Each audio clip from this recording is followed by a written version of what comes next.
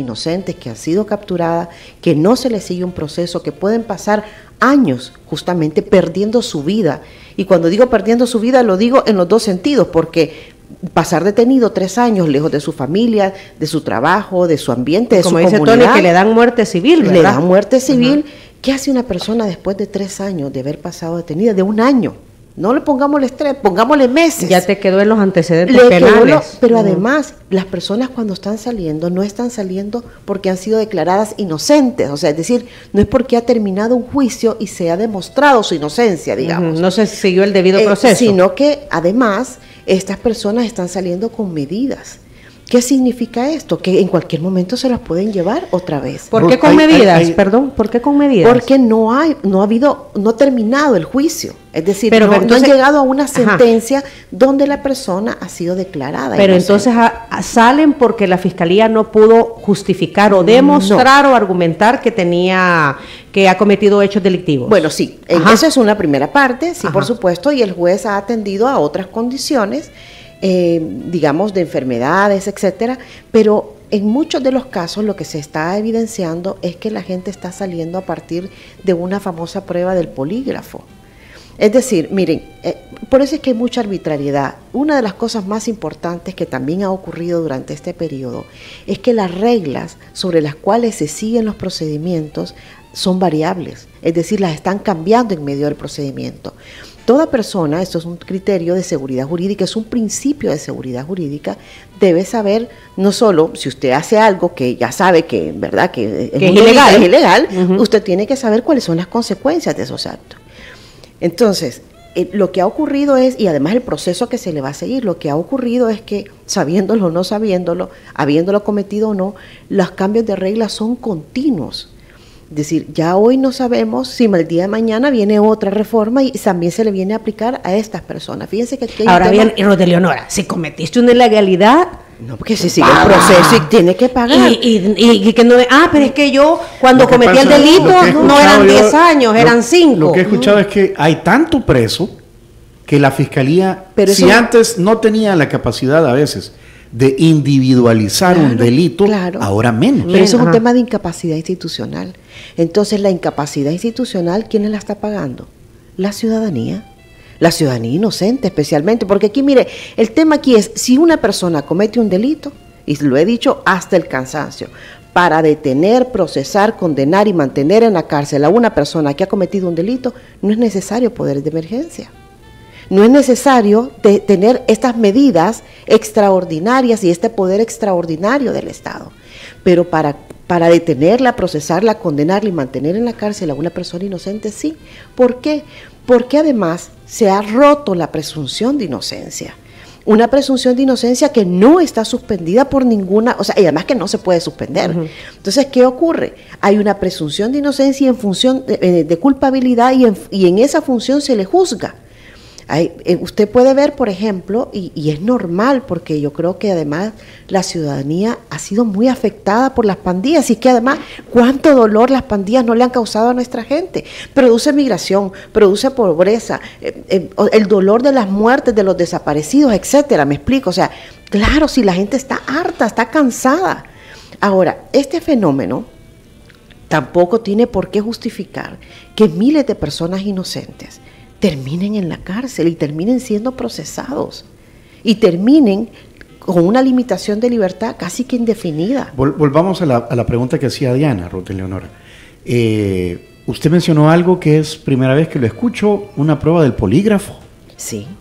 Bueno, ustedes pueden ver en el informe de esos son los que han tenido suerte de salir. Eso es lo que han tenido suerte de salir. Ahora, ¿cómo se establece quién va al polígrafo y quién no? Ustedes pueden ver, por ejemplo, hay reportajes internacionales de varios medios de comunicación a nivel internacional, pueden ver también el informe de Cristosal.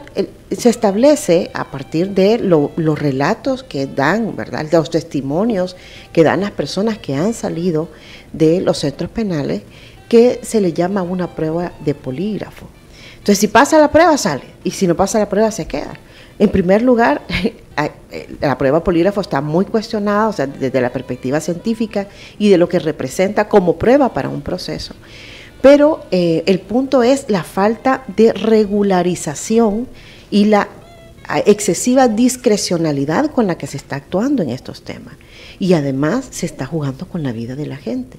¿Cuántas personas y cuántos testimonios no se conocen hoy día de personas que han sido detenidas por una denuncia anónima? Por personas que han sido denunciadas por redes sociales. Además, con falsedad, ya hemos visto incluso denuncias de policías, de miembros de la corporación policial, que estaban extorsionando a personas para no llevarse a los detenidos. Mire, Diana... han salido publicados pues, las cuentas de la policía. Exactamente, Ajá. No lo estamos inventando. Sí, se han dado casos y la policía ha sacado esas publicaciones. Lo primero que tendría que hacerse es, ¿y a quién detuvo a esta gente, verdad? O sea, estas personas a las que fueron detenidas, evidentemente hay un proceso irregular en el medio, y creo que lo que corresponde en este caso a un gobierno responsable es investigar todas estas denuncias, y son miles. Claro. Solo ya declarados por el gobierno allá por abril, habían dicho que habían más de 5,000 personas que habían sido, detenidas y que habían sido liberadas bajo un procedimiento dentro del que no recuerdo si fue el fiscal o el ministro de Seguridad, pero fue una de las dos autoridades. Y claro, esta gente hoy, muchos de ellos han dado declaraciones, otros no. ¿Y por qué no se da declaración? ¿Por qué una persona que ha sido detenida no viene a una radio y se sienta aquí con ustedes? Es muy sencillo, porque la gente no está bajo una medida cautelar. Es decir, su procedimiento no ha terminado, la gente tiene miedo. ¿Usted cree que después de pasar 6, 7, 8 meses detenidos van a querer volver? Y es lo que ha pasado justamente con el caso del periodista. Así que le establecieron reserva, la juez estableció reserva. Pero claro, establece reserva después de que él, por supuesto, ha hecho la denuncia. Pero lo primero es a la amenaza misma de regresar a un juzgado que no sabe si va a salir otra vez de ahí. ¿Por qué? Por haber declarado. Por haber expuesto públicamente. Ayer una organización no gubernamental, Socorro Jurídico, publicó un listado de 175 privados de libertad que fallecieron bajo custodia del Estado en las cárceles. Así es. ¿Coincide Cristosal con esta cifra? Sí, el informe de Cristosal. ¿Y si cambia la cosa al ponerle nombre y apellido? Sí, el informe de Cristosal tiene un periodo anterior, es decir, el informe fue expuesto en junio del 2023 y por supuesto las muertes han seguido ocurriendo, ¿no? La cifra de Cristosal es un poco menor, pero tiene mucho que ver con los plazos, ¿no? En los que usted hace una investigación. Ahora, el punto es el siguiente, es cuántas muertes violentas están ocurriendo dentro de los centros penales y además de lo que sabemos. Hay miles de personas, y lo puedo decir así, que sus familiares no saben las condiciones en las que están, no saben si están enfermos, no saben si están muertos, no saben nada. Y en muchos casos de estas personas que han fallecido se ha advertido de que la gente llega a dejar su paquete, el dinero, que además tengo que decir también que no hay un procedimiento para eso establecido.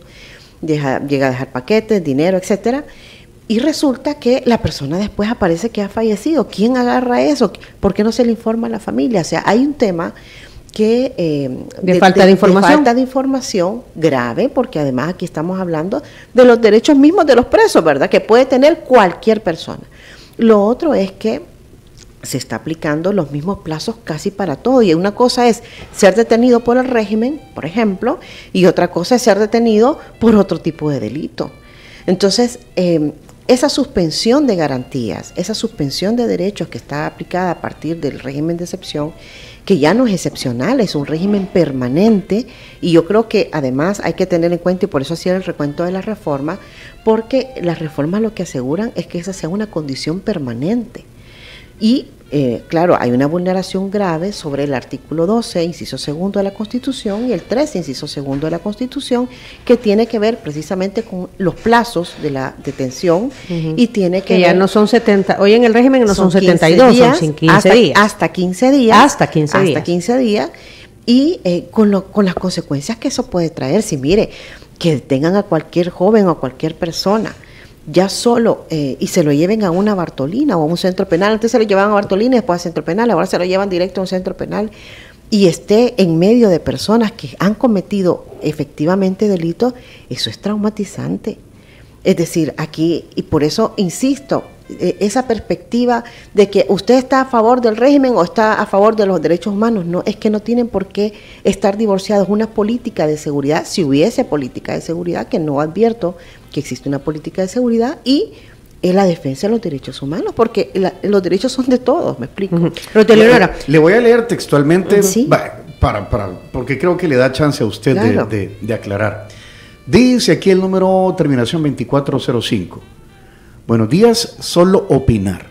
O sea que para la señora quisiera que volvamos a las leyes cuando se dejaban libres a los asesinos pandilleros, eso sería lo peor, o es lo que desea.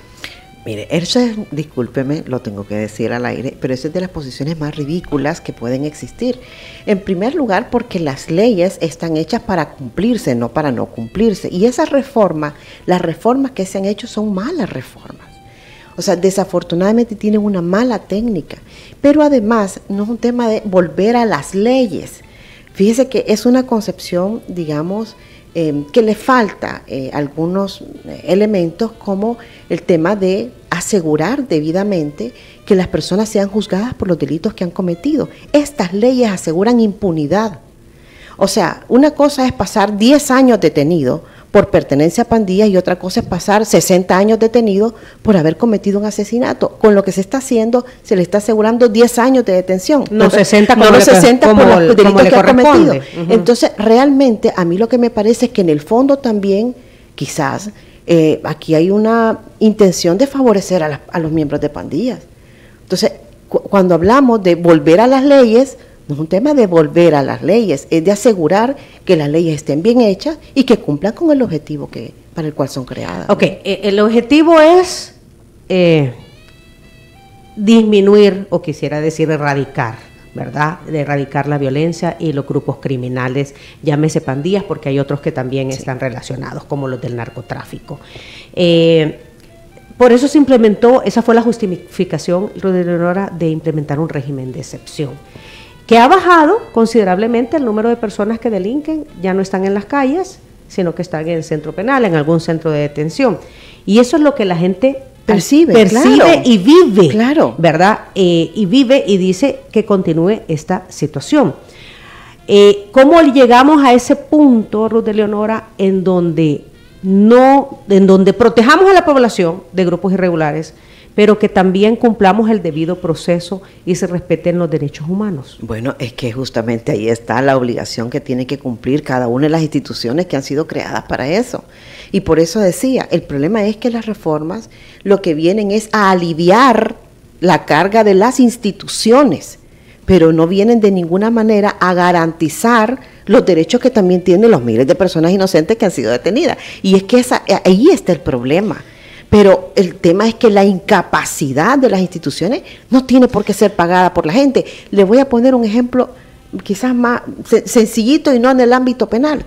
Vamos a irnos a otro ámbito. Es como que usted, por no tener educación de calidad, por ejemplo, lo que hiciera fuera, bueno, no hay educación de calidad, pues vamos a dejar de tener escuelas. Eso no es posible. O sea, esos son los extremos de lo que estamos hablando. Y estoy poniendo un ejemplo tan fuerte, ¿verdad? Tan ridículo, digamos, tan extremo, porque es así lo que está ocurriendo. Es decir, entonces es que como hay delitos, entonces no se va a garantizar el debido proceso. Y el problema es que el debido proceso es para todos y para todas las personas. No es un tema de los delincuentes, de las personas que han cometido delitos. Insisto, para detener, procesar, condenar y mantener en la cárcel a una persona que ha cometido un delito, usted no necesita este tipo de reforma. Lo necesita cuando usted es incapaz de probar que esta persona ha cometido un delito. A ver, Ruth Eleonora, voy a tener que hacer las preguntas. Estoy seguro, porque aquí Tusk, que es un gran oyente, gracias por... Saludos, Tusk. Saludos, dice Tusk, que usted está a favor de los delincuentes. Es que mire.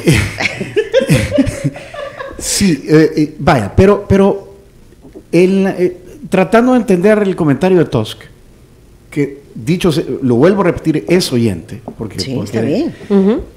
Creo que en la mente de los salvadoreños, de muchos salvadoreños que en las encuestas apoyan el régimen de excepción, están dispuestos a sacrificar como yo no soy delincuente, no me importa. pues sí hay que Y pues mientras no sea un familiar mío al que hayan metido preso ahí está el injustamente. Tema. Mientras no sea una persona cercana.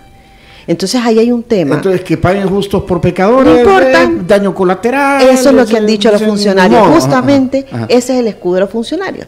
O sea, lo ha dicho el mismo vicepresidente, ¿verdad? O sea, no me lo estoy inventando. No, es que muchos opinan que hay daños colaterales y que toda medida que se implementa hay daños colaterales. Por supuesto, pero eso es como que usted me diga, bueno, mire, sí hay daños colaterales, puede ser que hay una persona que, ¿verdad?, se nos fue. Pues sí, aviento la bomba nuclear en Hiroshima, pero se acabó la guerra. Exactamente. Entonces, ahí es el tema de cuáles son los costos que socialmente se están pagando. Entonces, vaya, ¿cómo podría existir una cosa sin la otra mala? O sea, es decir, ¿cómo podríamos...? Por eso decía yo, el término justo. Fíjese que aquí es muy interesante. Antes del régimen de excepción que había, un plan control territorial, ¿verdad? Un plan control territorial que ustedes pueden revisar las entrevistas de los funcionarios y decían, tenemos mapeados, sabemos dónde están, quiénes son, y si están mapeados, y si saben dónde están y quiénes son, y se gastó un montón de dinero en ese mapeo, etcétera, y esa identificación, porque se tiene que llevar a personas que no tienen nada que ver. ¿Por qué se tienen que llevar a muchachos? Y yo quisiera que ustedes tuvieran la oportunidad de leer y de escuchar los testimonios, algunos han sido publicados, unos por medios de comunicación y otros también por los medios de los informes que se han publicado por distintas organizaciones, de gente que porque no enseñó su teléfono se lo llevaron detenido. Y esa persona lleva meses. ¿Usted cree que eso es proporcional? Pero ¿y por qué no enseñas tu teléfono? Ahorita a mí me detiene la policía y me dice, señora, aquí está. Esa es la posición del que nada debe, nada teme. Pues sí. Pero yo le voy a decir una cosa. Qué aburrida. En primer lugar, qué aburrida. Pero no todo el mundo es aburrido. Puede tener otro tipo de cosas y no necesariamente quiere que se lo vean. O sea, a ver, ¿de qué estoy hablando? Ahí ha habido desde fotos de novios y novias, ¿verdad? Ahí ha habido desde mensajes que otro no quiere que vea. Es decir, ahí hay un montón de cosas que además, para que usted le vean su teléfono, Diana, necesitan una orden. No es que la policía va a llegar y le va a decir, deme su teléfono. Sí, no, entiendo, hay un proceso. Entonces, pero eso no ocurre. Se le quitan el teléfono y punto. A ver, yo creo que aquí estamos generalizando y normalizando además la falta de debido proceso y la falta de garantías y de derechos de la gente. Y yo entiendo perfectamente lo que me decía Tony, cuando me decía, pero es que mire, la gente está dispuesta a ceder sus derechos. Y bueno, eso es una decisión de cada quien, ¿verdad? O sea, si usted está dispuesto a que lo avasallen, bueno, está bien, ¿verdad? Agache y póngase en posición horizontal, ¿verdad? Pero el tema no es ese. El tema es que un Estado debe garantizar condiciones mínimas justamente no solo de la sobrevivencia, aquí podemos hablar porque el tema de seguridad es mucho más amplio que la seguridad, digamos, en cuanto a la reducción de homicidios. La seguridad es un concepto mucho más amplio, pero también asegurar que las personas tengan condiciones para defenderse. Ayer estaba viendo que habían sacado, por ejemplo, había dictado una juez en Aguachapán, había declarado inocentes a los personas que habían protestado por defender su derecho en la comunidad de la labor en Aguachapán. Esas detenciones se produjeron allá por noviembre del 2021.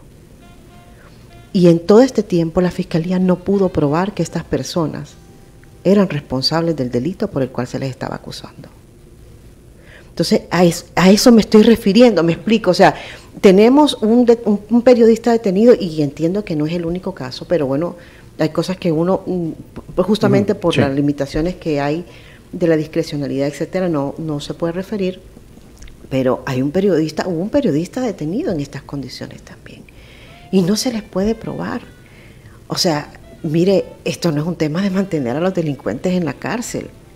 Si usted tiene un proceso penal, si usted tiene pruebas, métalo a la cárcel, que siga el proceso ahí y que se quede ahí. Si una persona, aquí el tema no es, otra vez, defender a las personas que han cometido delitos.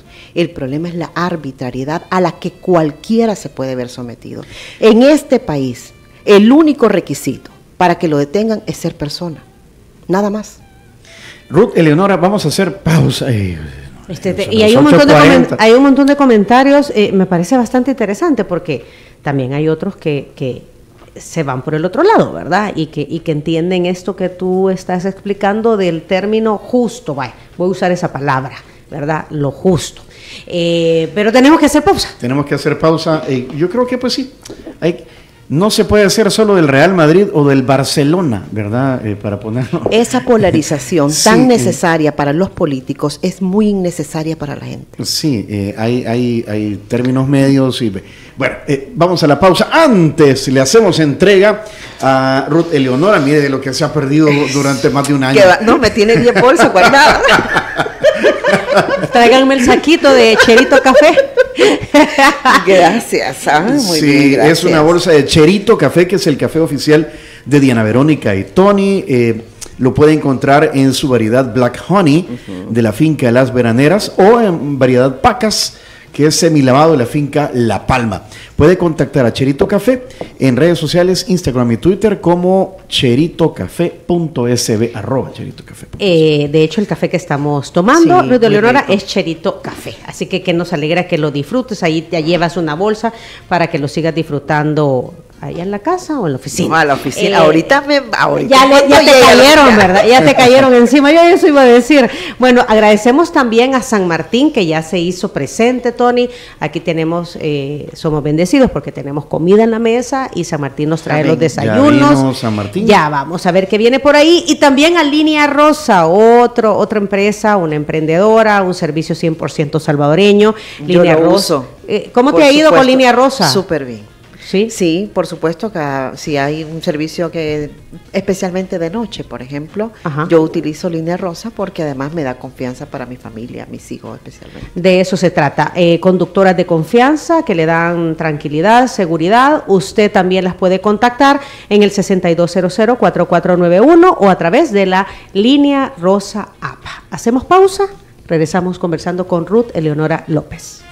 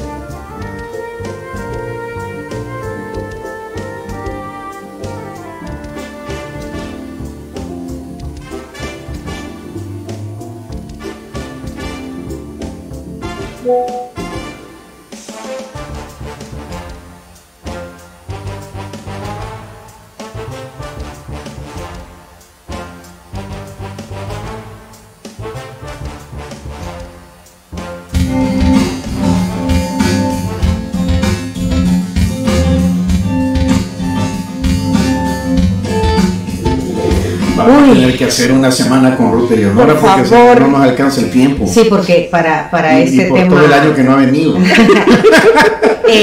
Bueno, hay muchos que creo que de alguna manera ha respondido ya Ruth Eleonora sobre su posición, sobre lo que se está haciendo en el país en torno al combate a grupos irregulares. Y hemos leído algunos que dicen, miren... Irregulares no, son grupos terroristas, porque recordemos que bueno, una sentencia... Exactamente, gracias. Sí, la Sala de lo Constitucional declaró terroristas a grupos irregulares, por ejemplo, las pandillas. Aquí Paola dice, la gente apoya porque no entiende, porque realmente no analizan los daños colaterales. Si los procedimientos estuvieran bien diseñados, mucho de eso no estuviera pasando. Y así, hay otros comentarios, pues gracias a todos los que están aquí pendientes. Hay un punto que usted decía antes de irnos al corte, decía, la justificación era porque hubo aumento de homicidios, ¿verdad? Y el tema del control, que había que mantener el control, la justificación para el régimen.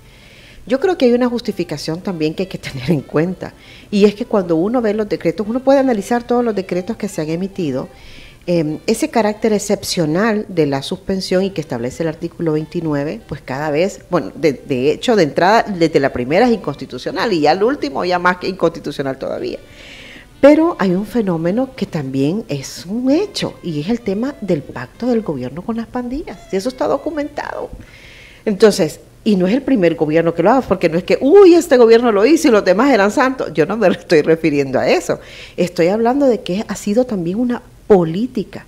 Si no, usted vea el tema de las falta de extradiciones, por ejemplo, o vea también cómo funcionarios se han visto involucrados en la salida o en la concesión de privilegios a pandilleros. Entonces, a ver, aquí hay un montón de cosas. El tiempo nos lo dirá. Eso es lo más maravilloso, ¿verdad? Que hay el tiempo. Así como en su momento, yo recuerdo gente que se negaba con el famoso pacto de Funes allá por el 2013. No, ¿verdad? Bueno, hoy pasa lo mismo, pero es una realidad. Entonces, hay personas que resultan favorecidas y mire, en este tema hay que tener en cuenta otros factores asociados a la criminalidad, como el tema del narcotráfico, de esta delincuencia organizada que además trasciende a las pandillas, del crimen organizado que trasciende a las pandillas. Son fenómenos que nuestro país está viviendo y además hay un factor que ya tiene una relación más económica, que es toda esta estructura también de lavado de dinero, que desafortunadamente en nuestro país cada vez hay menos controles sobre este punto. Entonces, ahorita el país está siendo revisado por el país es parte del Gafilat, está siendo revisado del Gafilat, es un mecanismo de seguimiento de las recomendaciones del GAFI, y a partir de noviembre más o menos ya creo que se terminará esta fase de realización del informe para ver cómo El Salvador está cumpliendo con estas recomendaciones contra el lavado, que de entrada tengo que decir que bueno, el 7 de septiembre tenemos ya 2 años de la ejecución de la ley Bitcoin, por ejemplo. Habría que ver... El GAFI es el Grupo de Acción Financiera Internacional, ¿verdad? Habría que ver cuál es realmente el beneficio que esto le ha traído a la población salvadoreña o a determinados grupos. Son cosas que están por investigarse. Ruth Eleonora, hubo un nombramiento de un funcionario colombiano. De origen colombiano. De origen colombiano, ¿dónde lo tengo? El comisionado de Derechos Humanos y por la Libertad de Expresión, el comisionado Guzmán. El comisionado Guzmán, claro. ¿Qué opinión le merece? Bueno, mire, sobre esto hay varias opiniones. En primer lugar, Andrés Guzmán. Así es, creería yo que haber traído a un extranjero, más allá de que no es el primer extranjero funcionario, aquí tenemos todo el montón de asesores venezolanos también, ¿verdad? Pero creo que es justamente porque dentro del territorio, dentro del país, y van a encontrar un profesional del derecho que quizás se prestara a este tipo de cosas.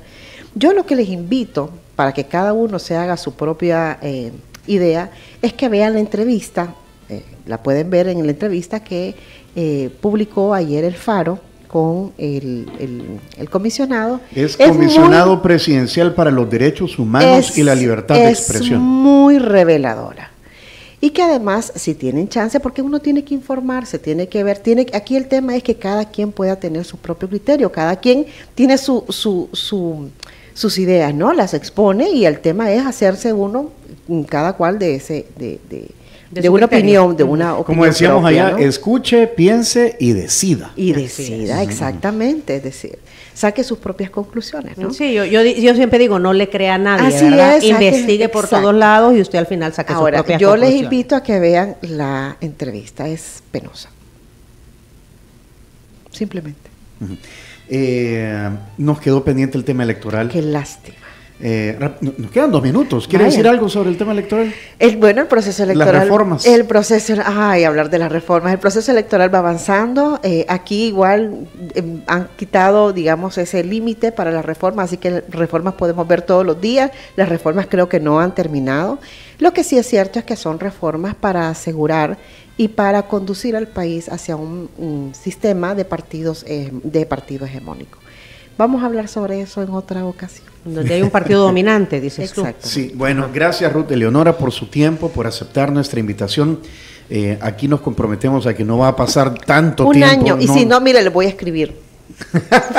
Ahí nos va a mandar un mensajito vía Twitter. Ajá, vía Twitter no va a pasar tanto tiempo. No, hay que decir que ella es una experta en temas electorales, sí, ¿verdad? Ha trabajado en el Tribunal Supremo Electoral, se viene un proceso electoral con muchas reformas. Imparte la cátedra. Imparte la cátedra, ajá, exacto. Entonces Ruth Eleonora puede explicar, además es docente, entonces se explica para que entendamos el proceso electoral. Quiero leer este comentario. Yo aplaudo lo que el gobierno ha hecho en materia de seguridad. En lo que no estoy de acuerdo es en que personas inocentes estén detenidas y le vulneren sus derechos. Yo creo que ese es lo que usted ha explicado, Ruth. Y voy a insistir, la polarización en estas cosas, al único que le conviene es al gobierno. Porque lo trata de arrinconar a la ciudadanía a que o está de acuerdo con los derechos humanos, o sea, como si los derechos humanos fueran solo de los delincuentes, y no estamos hablando de eso, es decir, son los derechos de todas y de todos. Bueno. Si quieren volver a escuchar esa entrevista, pongan mucha atención ya te vi la cara que no lo tenías listo, a lo siguiente. Si quieres volver a escuchar esta entrevista, ingresa a 360podcast.sb, el primer hub de podcasteros salvadoreños. Sigue a Diana Verónica y Tony la entrevista en Spotify, Google Podcast, Apple Podcast, Amazon Music o TuneIn.